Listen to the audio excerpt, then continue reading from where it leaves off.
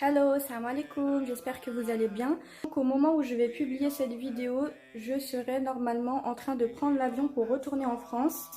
Après presque 3 ans à vivre en Angleterre, je précise que ce n'est pas un retour définitif en France, ce n'est que pour les vacances. Mais voilà, je trouvais que c'était le bon timing pour faire un résumé de nos démarches, de faire une petite conclusion entre guillemets de cette première étape de vie ici. Je vais essayer de vous résumer toutes les démarches pour s'installer en Angleterre, sachant qu'avec le Brexit, évidemment, il y aura des petits décalages. Je tiens à préciser que c'est vraiment nos propres expériences, donc ça va dépendre de chacun. Il y a autant d'expériences qu'il existe de personnes par rapport à notre vécu, notre passé, nos acquisitions, par exemple par rapport aux études, etc. C'est notre petit parcours à nous et j'espère qu'il sera inspirant et utile. À tout de suite. C'est parti, sachant que je suis, oui, assise sur ma table basse, parce que c'est vraiment l'endroit de la maison où en ce moment il est assez tard, où il y a le plus de luminosité. J'ai pris quelques notes, histoire d'être un peu régulière dans ce que je vais dire. On va commencer par l'avant-départ. Que comme tout le monde, vous avez des envies, des attentes par rapport à l'Angleterre ou à un autre pays d'ailleurs. Bien réfléchir sur pourquoi vous voulez partir, est-ce que c'est vraiment des raisons qui vont vous permettre en fait de vraiment perdurer ici. Pourquoi? Parce que quand on déménage, c'est pas non plus quelque chose de banal, surtout quand on quitte un pays, quand on s'expatrie, ça engendre beaucoup de maux, entre guillemets, que ce soit le manque de la famille, un coût financier certain, déplacer ses enfants, les faire quitter des écoles, par exemple quand ils sont plus grands, etc. Donc vraiment bien réfléchir à pourquoi on veut partir pour vraiment accepter, entre guillemets, tout ce qui va se passer après, surtout quand on a une logique. Nous, par exemple, on a voulu partir vers un endroit où il y a de moindres mots. On avait la nia de faire une sorte de hijra, même si je n'aime pas utiliser ce mot dans nos conditions, mais voilà, c'était entre guillemets une volonté de faire ça pour Dieu, entre autres, pour trouver du travail, etc. Vraiment, quand on a mis la nia là-dedans, on a commencé à faire les du'as, salat istikhara et tout, la prière de consultation pour les musulmans.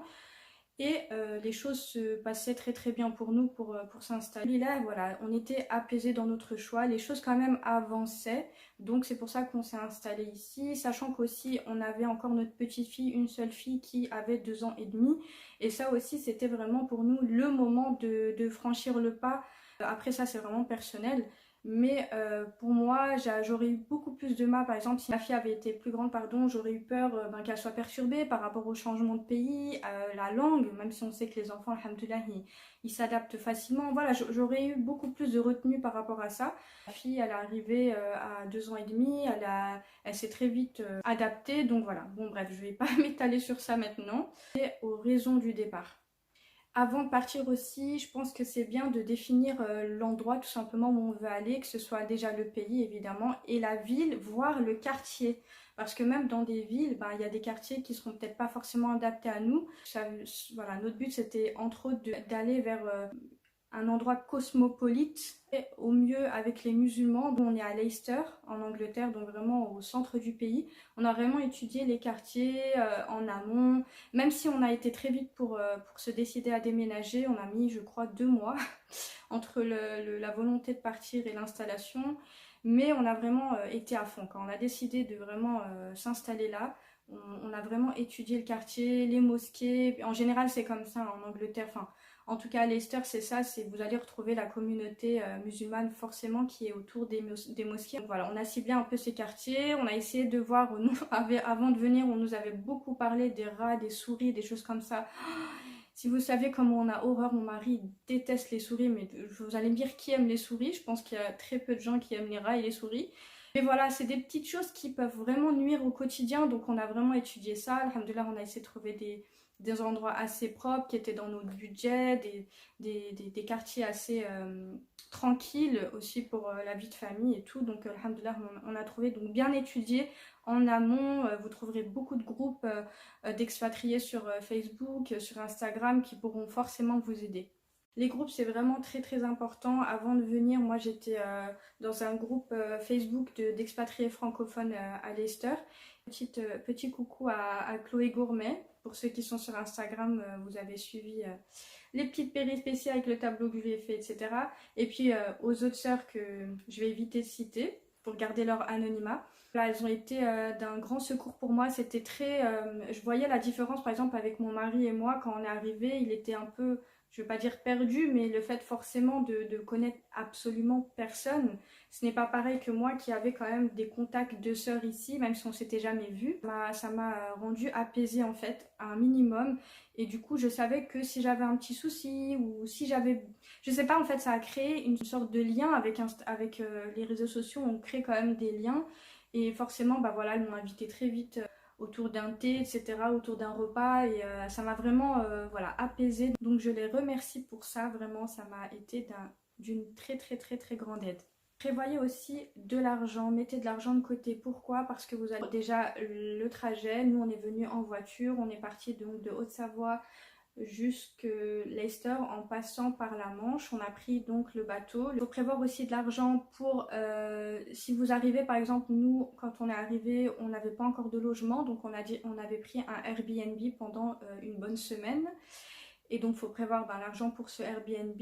Je vous le conseille vraiment de faire ça, ou alors nous on était venus vraiment tous ensemble, mon mari et notre petite fille à l'époque, pour vraiment visiter physiquement. Je pense que c'est très très important parce que parfois on a des mauvaises surprises vraiment. Nous, ça nous est arrivé de voir des annonces où on était limite emballé, et puis quand on arrive dedans, le logement il est dans une petite ruelle exiguë, il faut passer par droite à gauche, les poubelles par terre. Enfin, moi je vous conseille vraiment de venir sur place, de prendre un Airbnb, d'être tranquille quoi. Comme ça, même pendant le Airbnb, nous ce qu'on avait fait en fait, c'est qu'on avait fait nos demandes administratives.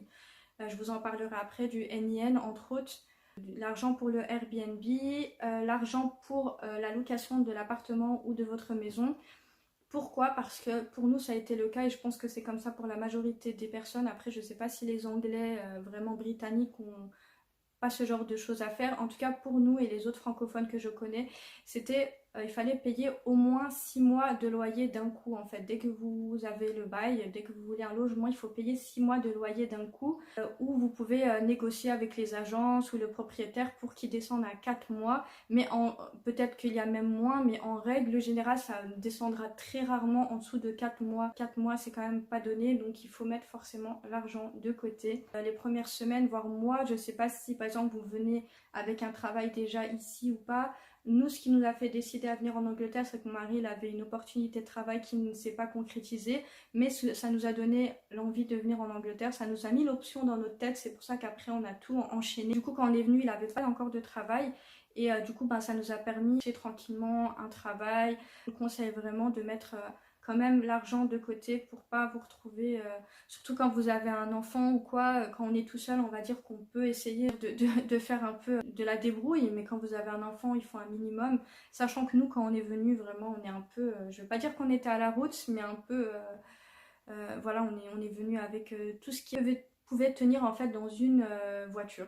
Donc je vous laisse imaginer un minimum de vêtements pour moi, mon mari et notre fille, et un peu de vaisselle. Je crois que j'avais un carton de vaisselle, quelques bricoles, je sais plus exactement quoi, et puis mon carton de travail, de tout ce qui est artistique. Il me fallait absolument que je prenne ça avec moi. Donc je crois on avait pris peut-être un coussin, enfin vraiment basique. Et quand on est arrivé dans notre appartement, le premier appartement, on avait acheté, il me semble, un matelas qu'on avait mis donc au sol, une table, des chaises, et vraiment pendant un moment, je crois peut-être une semaine ou 2 semaines, on a vécu comme ça, le temps de voilà d'acheter petit à petit les affaires. Voilà, ça fait partie du dépaysement. Non, franchement, c'est des très très bons souvenirs que j'en garde. Vous êtes tellement excité par l'euphorie de voir des nouvelles choses, rencontrer des nouvelles personnes, de la langue anglaise et tout, qui est super stressante parce que moi je parlais pas du tout. Franchement, tout ça c'est secondaire. Vous êtes au chaud, alhamdoulilah. Nous on est arrivés en hiver, la neige était dehors. Vraiment, c'était des super moments. Donc en amont aussi, je voulais vous parler de quelque chose, de savoir en fait calculer, est-ce que vous voulez ramener toutes vos affaires avec vous ou acheter tout sur place. Parce que si vous faites appel à un transporteur pardon, et que vous avez un coût énorme en fait pour déplacer vos objets ici, est-ce que ça vaut pas le coup de vendre tout en France pour racheter tout ici? Vous avez des sites comme Gumtree qui est l'équivalent du Bon Coin, le Bon Coin. Vous pourrez tout racheter, ou il y a Ikea, enfin voilà. C'est à vous de juger, sachant que je connais des personnes qui sont de Paris qui ont ramené leurs affaires et qui régulièrement le font. Donc voilà, ça va être à vous de juger. Nous, on n'a vraiment rien pris avec nous, vraiment des basiques comme je vous disais, et on a tout racheté ici. Maintenant que vous avez donc fixé les raisons de votre départ, fixé votre budget, que vous êtes prêt à partir, à foncer droit devant vous vers de nouvelles expériences, il faut savoir quel moyen de transport vous allez prendre pour arriver en Angleterre. Donc pour arriver depuis la France, il n'y a pas 36 000 solutions, peut-être la nage, mais bon, c'est pas mon truc. Le bateau, ou alors l'Eurostar, ou alors l'avion. Et nous, on avait pris donc le bateau. Ça a été vraiment une traversée superbe, quoi, avec notre petite qui avait 2 ans et demi et qui était toute excitée. Vraiment, c'était la grande aventure, on lui avait expliqué. Et on en garde vraiment des super souvenirs et je vous le conseille. Une fois que vous êtes donc arrivés, nous on était à notre Airbnb au centre de Leicester. On a pris rendez-vous auprès du Job Center, l'équivalent du pôle emploi. Et pour en fait avoir un rendez-vous pour obtenir le NIN, National Insurance Number, c'est l'équivalent du numéro de sécurité sociale que vous gardez donc à vie. Ça va vous permettre de travailler, de vous inscrire au GP, au docteur ici, ou aux soins médicaux, d'avoir accès aux soins médicaux, etc. Je sais que certains ont pu travailler sans le NIN, sans ce numéro, mais en règle générale, de toute façon, il va vous être demandé par la suite dans vos démarches. Je voulais vous parler justement du rendez-vous au Job Center qu'on a eu au bout de quelques jours en arrivant ici. Ça a été un rendez-vous vraiment mythique pour nous. Premier rendez-vous administratif, échange avec une personne humaine, physique anglaise. Et moi qui ai mon anglais qui était vraiment catastrophique, mais vraiment niveau scolaire, et encore, je sais même pas si on peut appeler ça un niveau scolaire. Juste pour dire que j'ai appris ça à l'école, quoi. Et j'ai stressé, mais d'une force. Je répétais les questions parce que voilà, ça va être des questions, on le savait à l'avance. Pourquoi vous êtes venu ici, des trucs basiques en fait, même de dire votre prénom. Moi j'étais tellement stressée, je savais pas, je me disais je vais mal dire, je vais inverser et puis peut-être qu'ils vont pas nous donner le NIN donc on pourra pas rester. Enfin vous voyez le stress quand même que ça engendre. Quand on est arrivé là-bas déjà, alors là imaginez-vous arriver au Pôle emploi en France, être accueilli par une personne avec une barbe jusque là et une autre personne qui m'a accueilli moi personnellement parce qu'on avait chacun notre rendez-vous individualisé avec mon mari. Moi c'était un jeune homme, costard cravate, t-shirt, je précise, costard cravate, je sais même pas comment ça s'appelle, vous savez les hauts là de serveurs comme ça, avec des tatouages et un piercing. Donc imaginez-vous aller au Pôle emploi et avoir cette personne en face de vous. Donc déjà ça a été un choc culturel énorme, mais positif, je tiens à préciser, très très positif. Moi qui était stressée, etc. Bon, je savais que j'allais arriver dans un pays où j'entendais beaucoup de choses positives. Mais là, vraiment, le voir en fait en face, c'est encore une autre étape. Et vraiment, encore maintenant, j'y repense, je me dis, subhanallah, j'étais vraiment choquée. Mais je vous promets que j'étais choquée. J'étais vraiment surprise. Parce qu'en administration française, après, voilà, les goûts et les couleurs, voilà. Mais jamais vous trouverez quelqu'un, il me semble que c'est interdit, même au niveau des travails. Moi, j'ai travaillé en boutique, c'est interdit d'avoir un piercing au nez. Il me semble que c'est interdit, même les bagues, je crois, au niveau de l'hygiène et tout. Enfin, peut-être pas les bagues en boutique, mais dans certains corps de métier. Enfin, bon, bref. Le piercing, ça a été. Et les tatouages visibles. Je sais qu'en France, on essaie de cacher au maximum le tatouage quand vous avez un rendez-vous pour être recruté et tout. Donc, non, vraiment, bonne surprise, très bonne surprise. Et étonnamment, j'ai très très bien réussi ce pseudo-interview. Alhamdoulilah, vraiment Allah il m'a facilité. Et puis le garçon, il faut dire qu'il était très très conciliant, il souriait, enfin il m'a mis entre guillemets à l'aise. J'étais pas gênée de me tromper dans ma date de naissance en anglais. Enfin, vraiment c'était un petit peu catastrophique mais très très marrant. Maintenant j'en garde vraiment des bons souvenirs. Une fois que vous aurez donc vos appartements, votre maison, il vous faudra payer les 4 ou 6 mois de loyer d'un coup. Et il vous faudra aussi chercher vous-même votre fournisseur d'électricité, de gaz, d'eau. En règle générale, c'est pas fourni avec le logement, c'est pas inclus. Et là, ben, je vous dis bon courage avec l'anglais si vous n'êtes pas bilingue entre guillemets. Mais bon, je sais qu'il existe des agences qui vous aident, donc no stress. Petite précision avant de continuer, vu qu'on parle de langue et tout, moi je serais jamais venue, je pense, en Angleterre, ou peut-être avec mon petit côté faux folle, je pense que j'aurais été capable de le faire. Mais comme ça, avec ma petite, à l'époque on n'avait qu'une petite, je serais jamais venue si j'avais pas eu mon mari qui était quasiment bilingue. Moi je pense que j'aurais pas été capable. Honnêtement, j'aurais pas été capable, surtout au début. Même si on reste dans un pays qui reste, voilà, c'est européen. Ma mère, par exemple, qui vient régulièrement nous voir, elle a pas de notion d'anglais ou très très peu. Elle va au magasin toute seule, elle sort, elle fait sa vie et tout, donc elle n'a pas de soucis. Je veux dire, vous n'avez pas besoin de savoir un milliard de choses quand vous êtes au magasin et tout. Si vous voulez pas demander, on va dire, un produit spécial, c'est pas nécessaire. Par contre, pour tout ce qui est administratif, ben forcément, mon mari, qu'Allah le récompense, il a vraiment, vraiment galéré. Je m'en rappelle, pendant très très longtemps, il était, entre guillemets, quand on a vraiment arrêté tout ce qui était administratif, il y a eu vraiment un avant-après, quoi. Il y a eu vraiment un repos, quoi.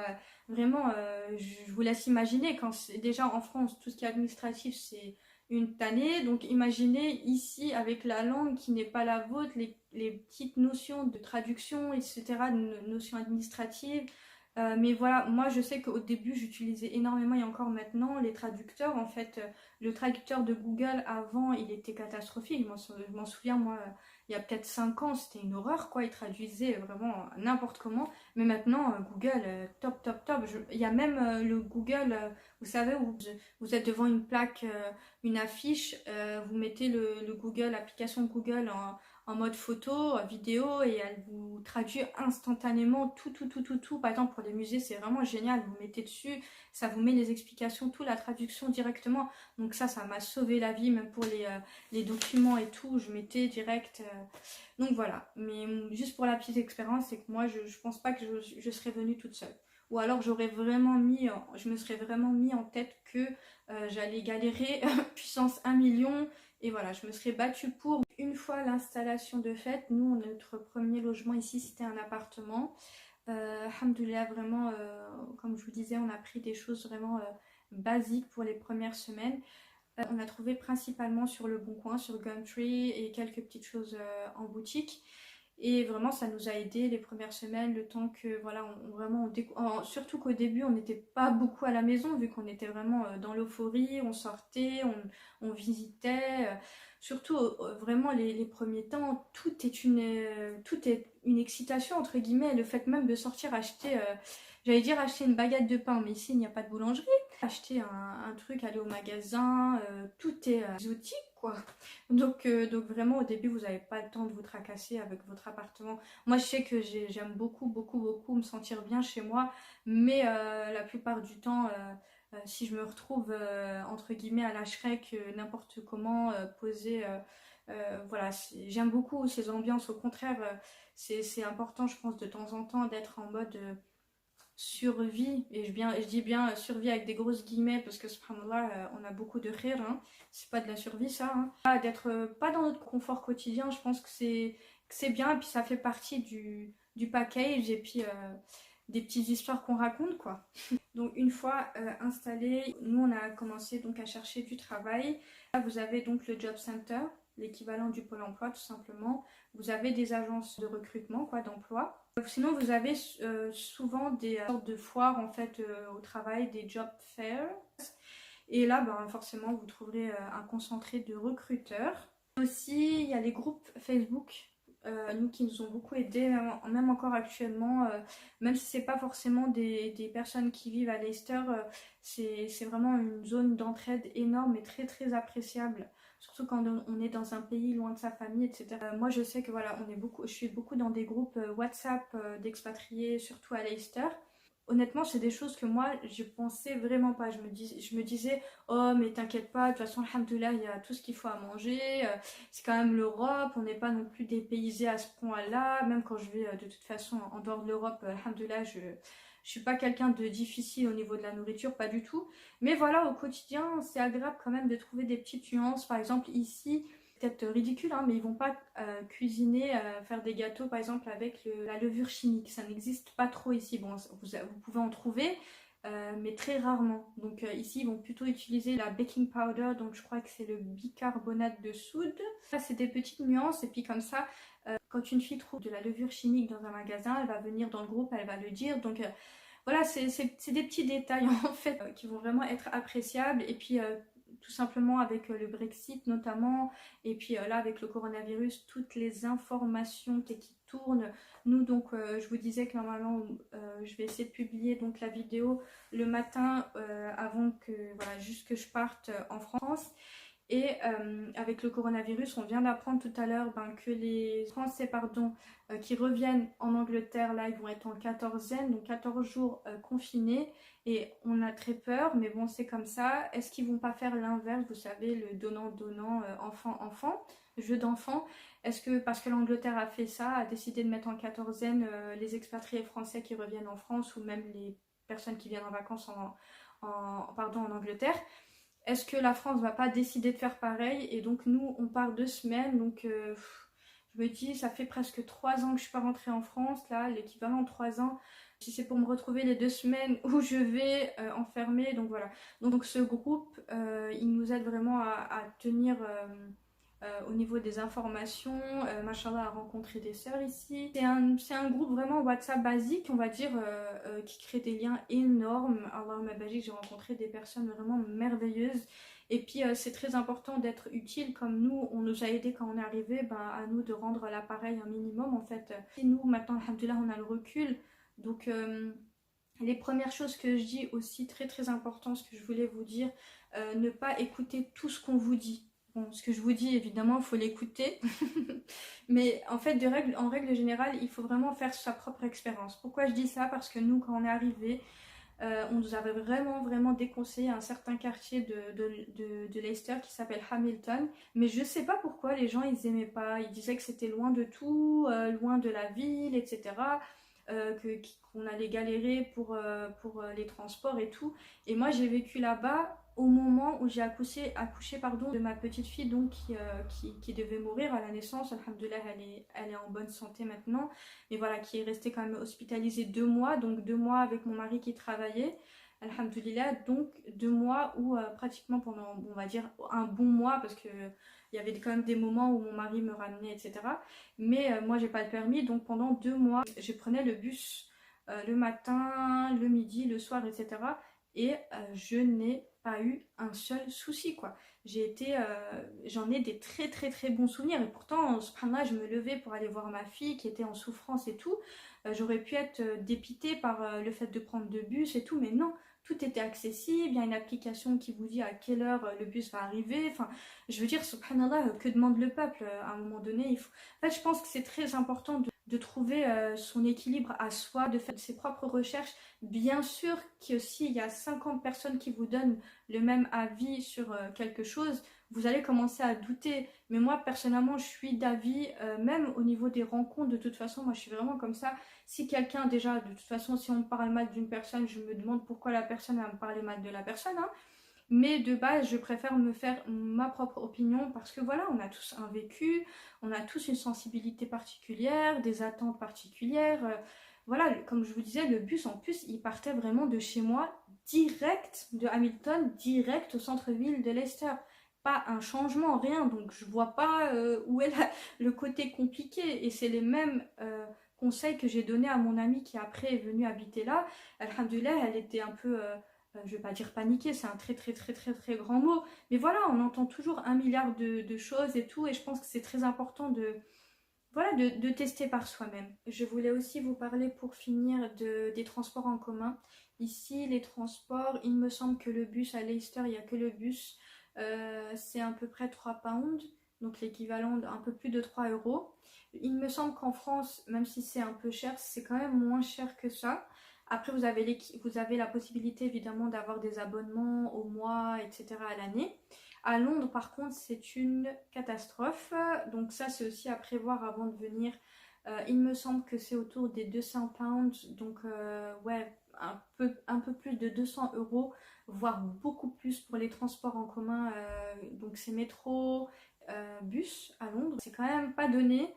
Le conseil que j'ai entendu chez une autre youtubeuse qui vit à Londres, elle disait en fait d'essayer d'habiter en fait au centre-ville de Londres, même si les loyers sont un peu plus chers. Si par exemple votre travail ou voilà, les commerces sont vraiment à proximité, c'est vraiment judicieux pour vous, parce que au final, si vous êtes à l'extérieur de Londres et que vous devez payer un abonnement de 200 pounds, pratiquement 300 euros parfois pour venir à votre travail qui est au centre de Londres, bah, au final, vaut mieux mettre cet argent et avoir un appartement dans une zone plus cool quoi pour vous. Au niveau du coût, on me demande souvent le coût de la vie.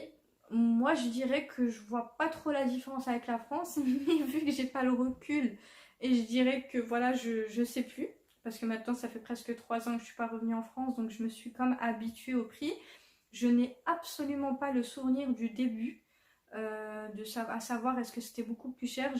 Il me semble que non, que j'avais pas de réflexion à me dire oh, mais c'est vraiment plus cher, etc. Sauf, c'est vrai que certains aliments vont être plus chers ou vous n'allez pas retrouver les aliments tout simplement. Le rayon, par exemple, ici, ça va être un peu bête, mais les yaourts ici, c'est pas aussi riche qu'en France, on va dire. Les fromages, évidemment, j'ai envie de dire, mais ici, ils ont des très très bons fromages. Mais voilà, il y a des choses qu'on va pas retrouver et forcément, par exemple, moi, je suis oui, une grande adepte du beurre président pour ne pas le citer, et ils le font ici à importer de France, donc forcément il est plus cher qu'en France. C'est des produits forcément, c'est un peu partout pareil, hein, que ce soit au Japon ou ailleurs, si vous voulez manger local, ben ça serait à des prix corrects, on va dire, et si vous voulez manger des trucs qui sont exotiques, ou que vous soyez quelque chose de lointain, on va dire que c'est exotique, ben forcément vous devez mettre le prix, c'est logique, on va dire, il faut bien payer les transporteurs et tout. Après la vie, je sais qu'il y a des sœurs qui m'ont dit que au niveau des logements pardon, c'était beaucoup plus cher qu'en France. Bon, c'est vrai que c'est quand même un peu plus cher, j'avais pas vraiment réfléchi là-dessus très longtemps, mais je trouve que c'est quand même correct. Je pense que ça dépend aussi du nombre d'enfants que vous avez. Nous, on n'a que 2 petites filles, alhamdoulilah. Donc nous, on a l'équivalent de 5 pièces. Et alhamdoulilah, bon, c'est vrai qu'on est près de la mosquée, d'une des plus grandes mosquées de Leicester. Donc forcément, je pense que au niveau des prix, c'est un peu logique que ça soit un peu plus élevé qu'ailleurs. Mais sinon, quand on regarde les logements, en fait, partout, il y a vraiment de tout. Après, forcément, quand vous avez une grande famille, tabarakallah, il va falloir payer plus. Ça, c'est vraiment, c'est des questions qui sont un peu délicates. Vous me demandez souvent le prix de la vie ici, etc. Le budget qu'il faut prévoir. Honnêtement, moi, c'est des questions sur lesquelles je préfère pas répondre. Je sais que j'ai déjà vu des youtubeuses anglophones, enfin anglaises expatriées, qui vont vous dire de mettre en plus c'est un peu ridicule parce que de youtubeuse en youtubeur d'ailleurs, vous allez trouver des prix complètement différents. Donc pour moi c'est un peu voilà, c'est comment se baser sur qui a raison. Enfin tout à l'heure j'ai vu une qui disait 900 euros, 900 000 euros, l'autre jour 1500, 2000. Ben moi j'ai envie de dire que non déjà. Parce que qu'est-ce que vous faites avec 1000 euros si déjà vous devez payer 4 mois de loyer? À moins, ce qui n'est impossible, je pense que vous ne trouverez jamais un logement à 200 pounds. Quoique peut-être si vous avez une coloc, je sais pas, moi dans une ville, ça dépend où vous êtes, si vous êtes à Birmingham, à Leicester ou un coin un peu excentré de Londres.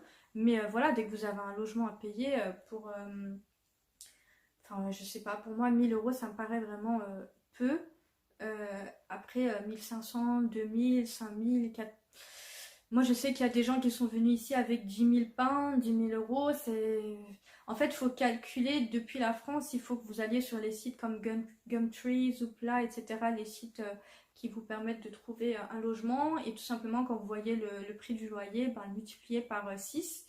Et ça vous donnera un minimum de ce qu'il faudra mettre pour mettre de côté avant de venir. Sachant que si vous n'avez pas de travail non plus, il faudra prévoir la nourriture, comment vous allez vous déplacer aussi. Je sais pas, si vous ne venez pas en voiture, ben, le transport. Si vous venez les transports en commun, si vous venez en voiture, l'essence, la nourriture. Il vous faudra forcément vous déplacer pour aller au job center, pour avoir votre NIN comme je disais tout à l'heure. Enfin voilà, il vous faudra forcément de l'argent de côté quoi. Ne faites pas l'erreur de venir... Bon, c'est vrai que nous, on est venus, je m'en rappelle, c'est ma belle-sœur, machallah, qui avait dit une phrase qui m'a énormément rassurée. Et je me suis dit, en fait, je sais pas pourquoi elle m'a. Je le savais, mais le fait que quelqu'un le matérialise, le concrétise avec une phrase, elle nous avait dit tout simplement, enfin, elle le disait à ma belle-mère qui s'inquiétait, mais ce qui est normal. Elle lui a dit, ne t'inquiète pas, de toute façon, s'ils ont un problème, s'ils ont un souci, s'ils veulent revenir, il suffira qu'ils remettent un plein d'essence et ils reviennent. Et elle avait trop raison. Et subhanallah, cette phrase, elle m'a vraiment apaisée, quoi, mashallah. Et c'est exactement ça. Si vous venez en voiture, que vous avez un petit peu d'argent, etc., et que ça se passe pas bien, ben vous revenez en voiture et puis point, quoi. C'est aussi simple que ça, et puis ça sera une aventure et tout. Je suis pas en train de dire que je vous conseille de venir ou de pas venir ou quoi que ce soit. Je vous parle juste de mes petites anecdotes de vie. Et tout ce que je peux vous dire, mais Inch'Allah, je pense que je referai une vidéo parce que là, je parle trop. Vous parler de mon ressenti en fait depuis ces 3 ans, etc.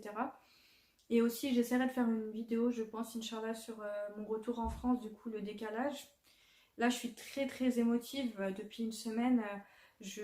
Déjà, j'arrivais pas à me réaliser que j'allais vraiment rentrer en France, vu que ça fait 3 ans qu'il s'est passé des choses incroyables ici, entre notre petite, puis voilà, l'aventure de vivre dans un autre pays, comme ça, il s'est passé, j'ai accouché ici, j'ai passé toute ma grossesse ici, les rencontres, tout quoi, c'est l'ambiance de l'Angleterre, c'est juste incroyablement différent, même s'il y a beaucoup de choses qui sont pareilles qu'en France.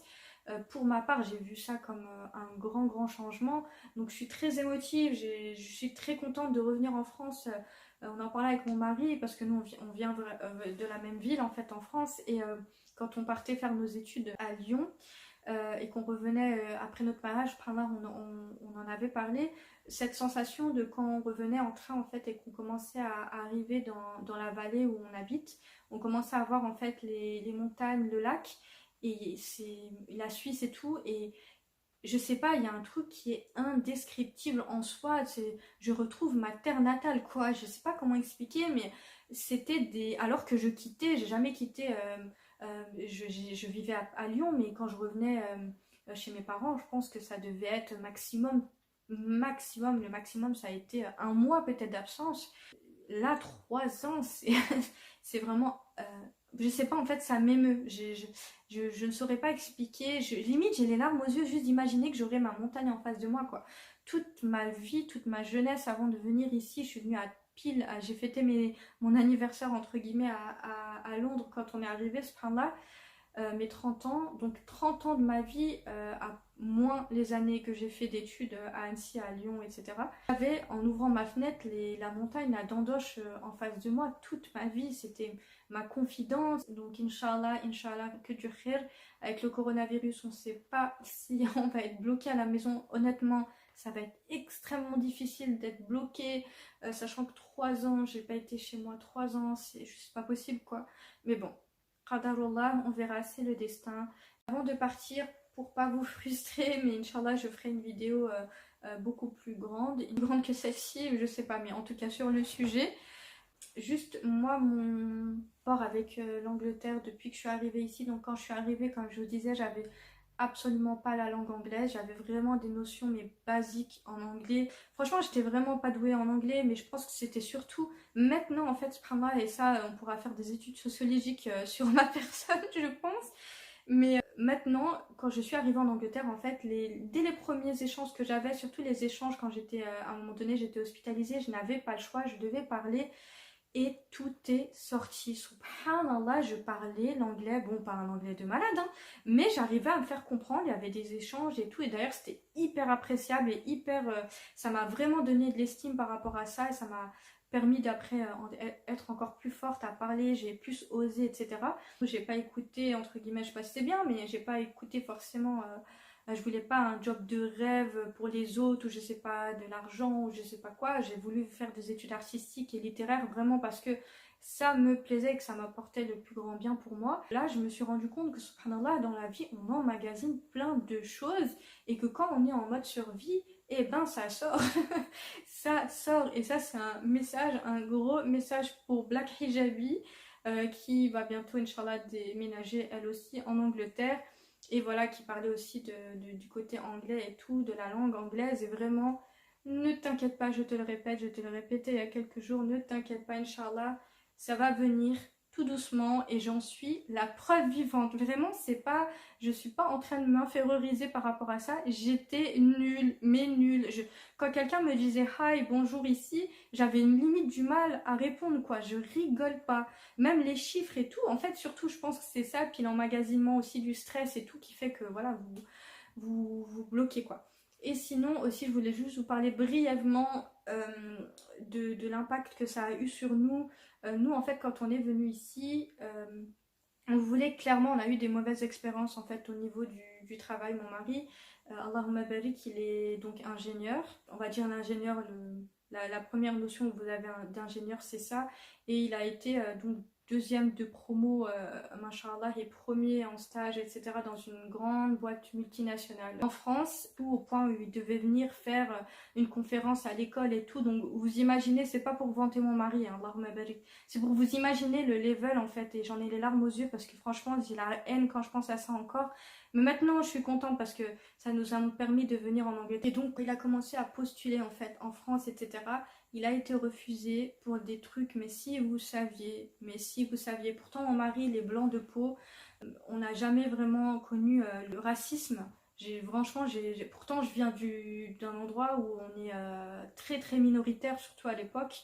J'ai commencé à vraiment connaître la différence et le rejet entre guillemets quand j'ai commencé à porter le hijab. Avant, que ce soit lui ou moi, je pense pas qu'on ait connu quelque chose. Par contre, l'islamophobie, là, il y a une différence. Juste 2 secondes, parce que là, ça fait 3 heures que je parle. Ma bassine verte.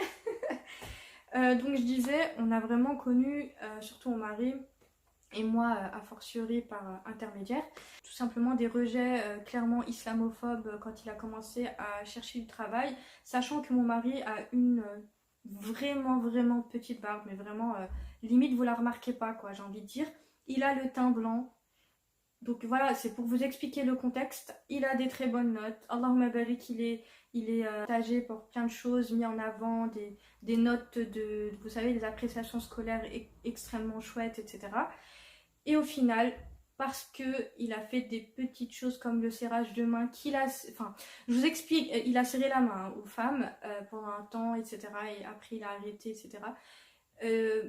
Pour des trucs mais vraiment ridicules. Il a été blacklisté. Je sais pas s'il a clairement été blacklisté, on s'en est douté après pour des petits détails, je vous expliquerai je pense dans une autre vidéo. Petit changement d'ambiance, on se retrouve dans mon atelier, mon mari est revenu avec les enfants, qu'Allah le récompense, il est quand même parti 1h30 pour que je fasse cette vidéo, mais je parle trop.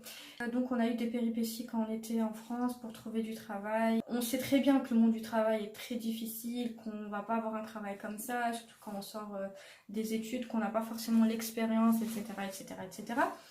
Mais quand on a compris que vraiment c'était quelque chose d'islamophobe, voilà, c'est une injustice qui est énorme et tellement difficile à encaisser, hein. Parce que tout simplement vous avez donné beaucoup de votre vie, subhanallah, vous avez fait beaucoup de sacrifices, etc.